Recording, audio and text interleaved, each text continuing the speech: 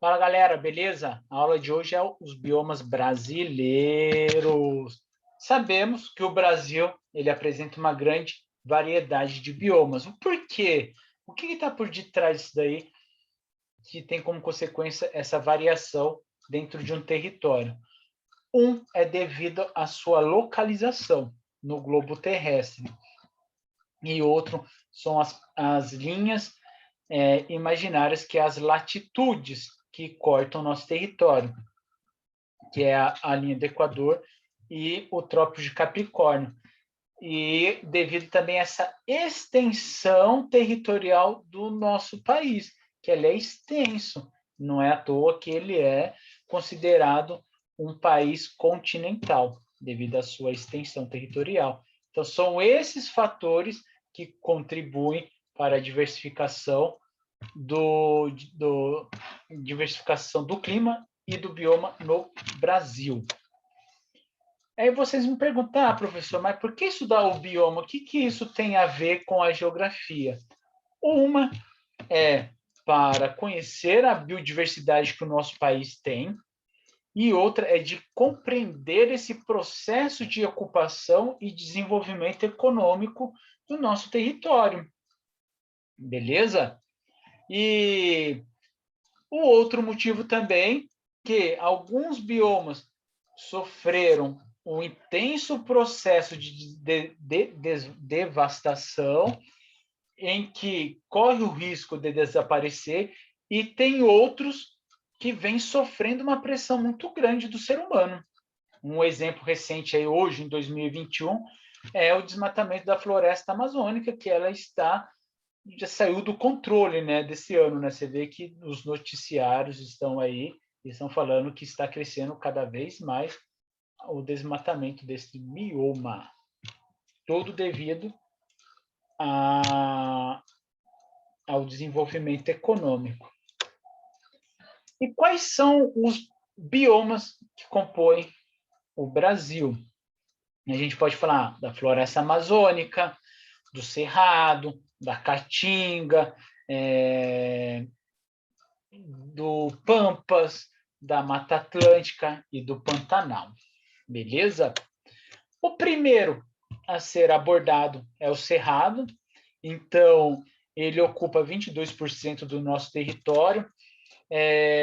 Observando no mapa aqui ao lado, ele está presente no centro do nosso território e e tem uma presença muito forte em dois estados, né, que é Goiás e Tocantins, que é praticamente o estado por inteiro, composto pelo Cerrado, e outras localidades, como Minas Gerais, Bahia, Mato Grosso do Sul e São Paulo. Então, ele está presente aí nessas localidades, mas em outras aí. O seu relevo ele tem essa característica de planaltos, né? Uma característica peculiar desse bioma, ele é conhecido como berço das águas, pois as principais nascentes que compõem o rio brasileiro nascem dentro desse bioma. Não é só devido às nascentes dos principais rios. Também, onde que a gente não consegue visualizar, no subsolo, onde que tem os principais aquíferos, está na localidade desse bioma. E um deles é o aquífero Guarani. Beleza? Agora vamos falar da exploração econômica. O Cerrado ele vem sofrendo um intenso processo de ocupação econômica devido à produção agrícola. Isso aí a gente está falando que esse processo foi a partir do advento da Revolução Verde, ou seja, da introdução da tecnologia no campo.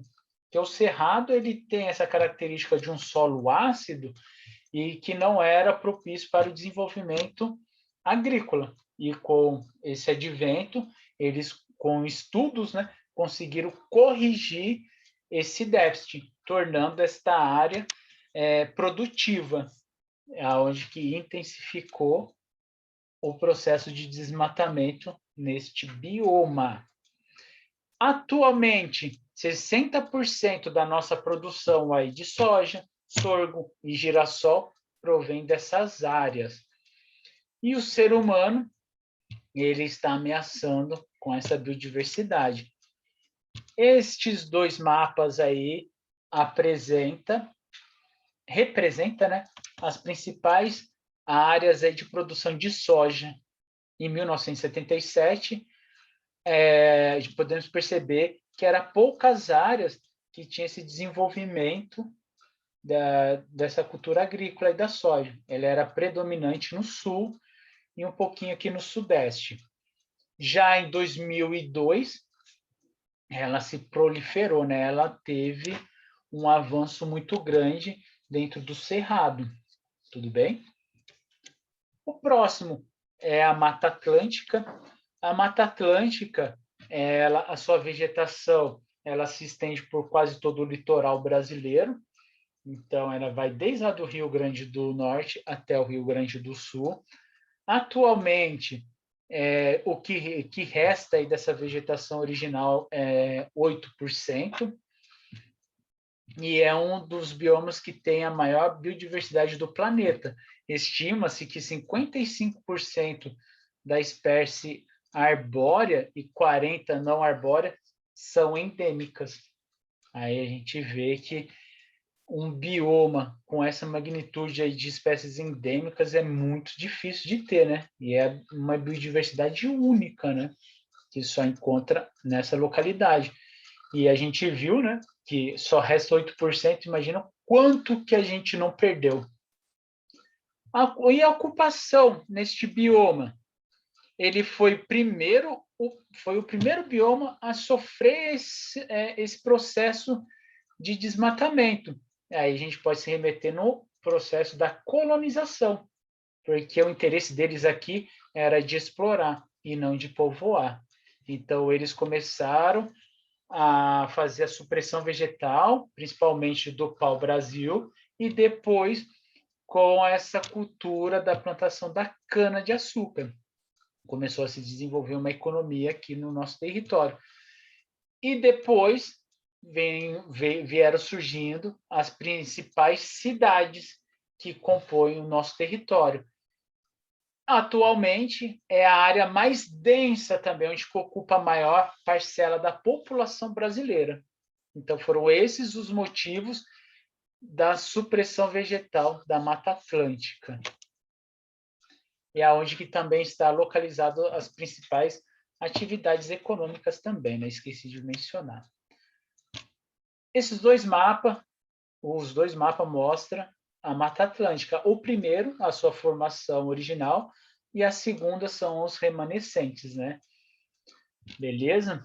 Então, podemos dizer que ela está sendo explorada por mais de 5 séculos aí, desde da atividade do extrativismo até a industrial. E ela ainda está sofrendo uma ameaça muito grande, porque existe as atividades predatórias, como a extração ilegal da madeira, da pesca, do comércio de animais silvestres, e entre outros aí. Aí a gente pode perceber que o impacto do ser humano ainda se perpetua nesse bioma. O próximo é a caatinga, né? Ela é predominantemente do Nordeste, como podemos visualizar aí no mapinha. Sua vegetação, ela apresenta galhos retorcidos, cheios de espinhos, e as suas raízes profundas para acessar essa camada mais úmida do solo, para manter elas vivas, né? Porque ela é uma vegetação de uma região árida, com uma ausência aí de umidade. Beleza? Falando de hidrografia, ela não possui nenhuma hidrografia ali que eu falo assim de nascente nesse bioma. Os rios que atravessam esse bioma, provenientes de outros biomas, e eles têm o caráter de ser temporários, né? Com período de seca, ela desaparece, e no período de chuva, né, ela volta a fluir. E a exploração econômica, a exploração aí do ser humano neste bioma. O principal é a extração da retirada de perdão. Eles retiram a madeira, que é como principal fonte de energia.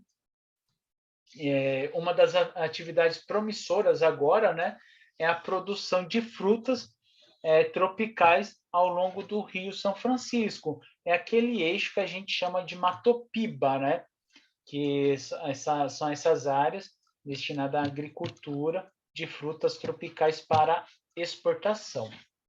Beleza? Então, são eles os principais agentes que estão exercendo essa pressão muito grande na devastação desse bioma.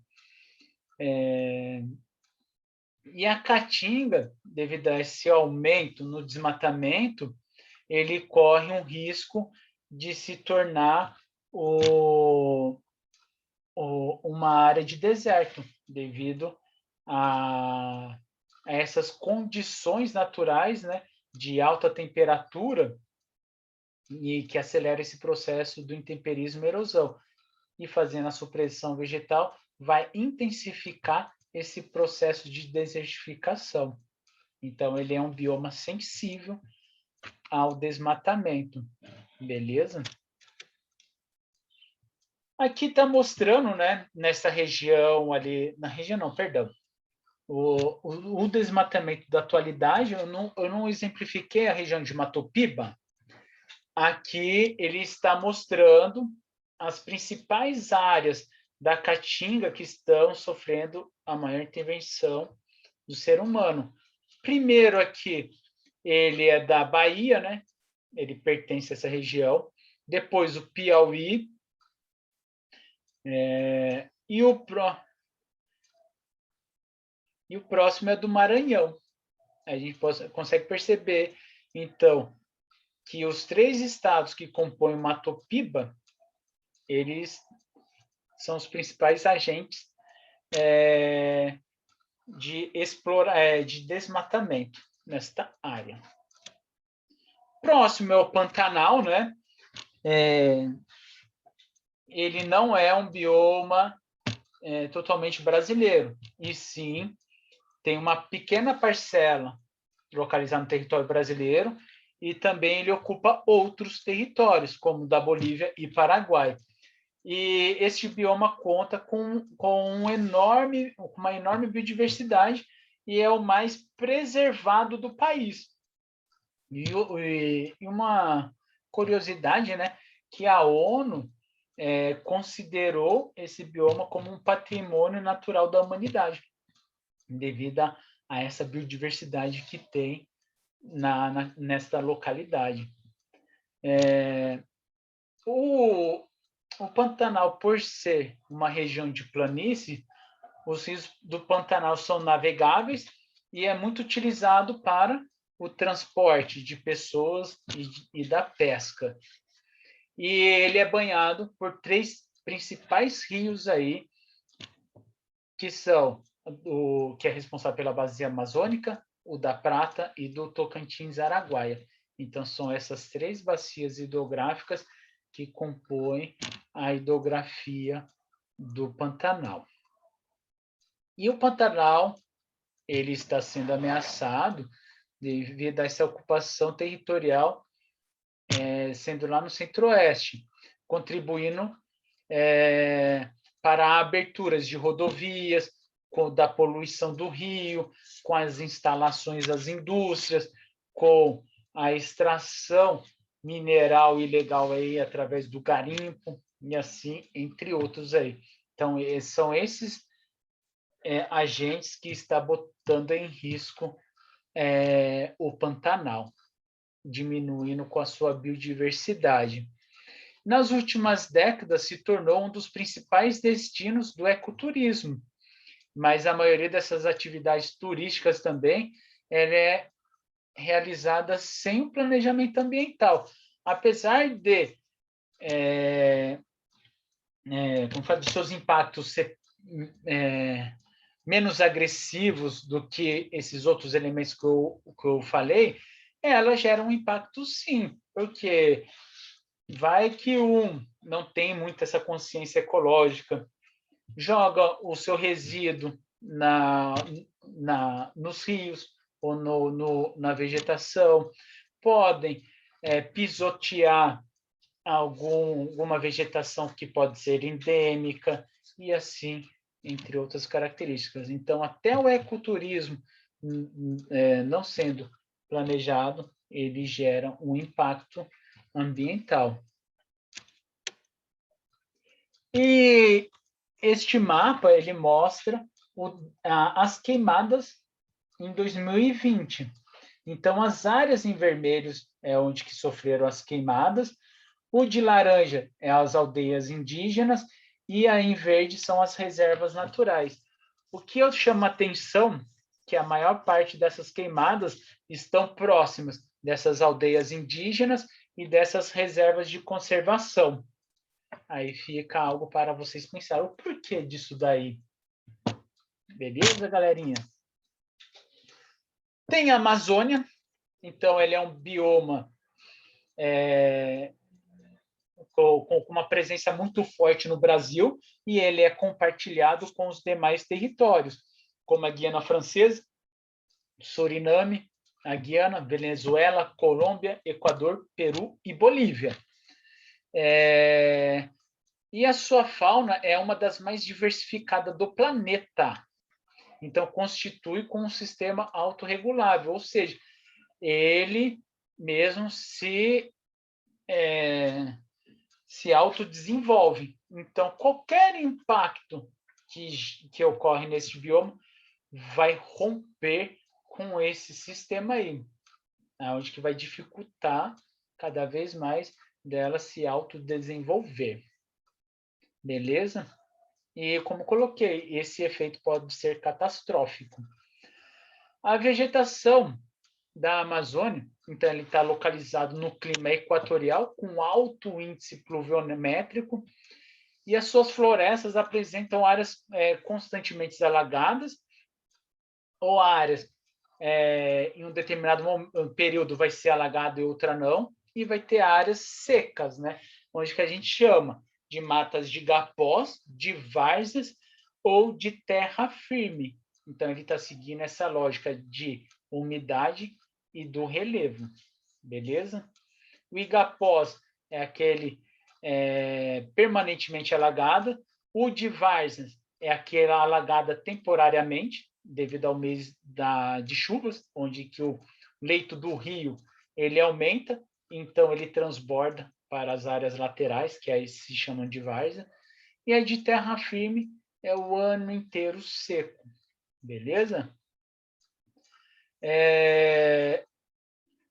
E ela se concentra a maior bacia hidrográfica do mundo, e nelas estão os 10 maiores rios,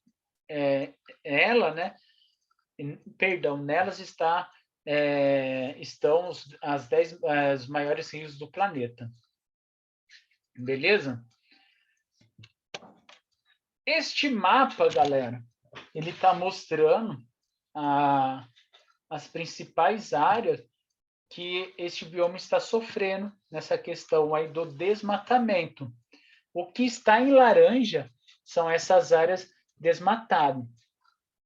E ela forma um arco, onde que a gente denomina como o arco do desmatamento, onde que eles estão abrindo nova frente agrícolas aí, ou de pecuária.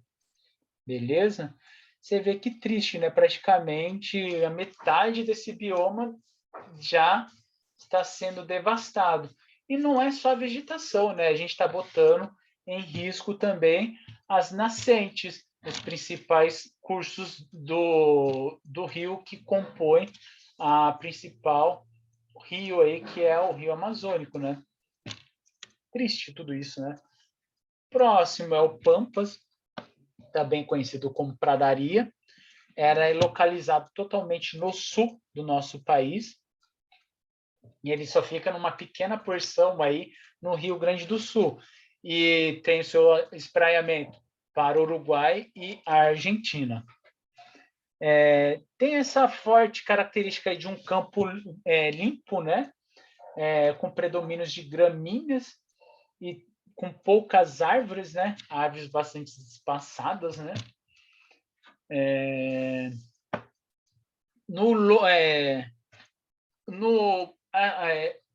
No curso do rio, a sua vegetação fica um pouco mais densa, onde que a gente chama de mata ciliar. Então, essa vegetação mais densa vai acompanhando o curso do rio.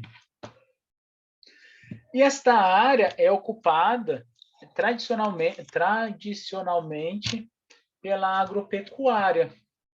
Então, é através da risicultura que vai ser muito forte na produção agrícola.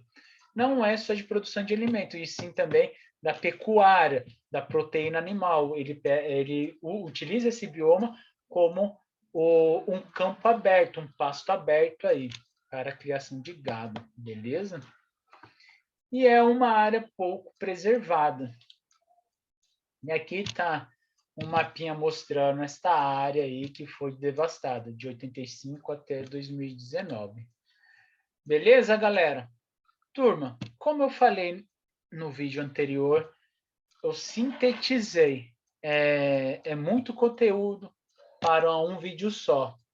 Vale ressaltar que a leitura ajuda aí muito e enriquece também o conhecimento de vocês. Tudo bem? Galera, por hoje é só e até mais.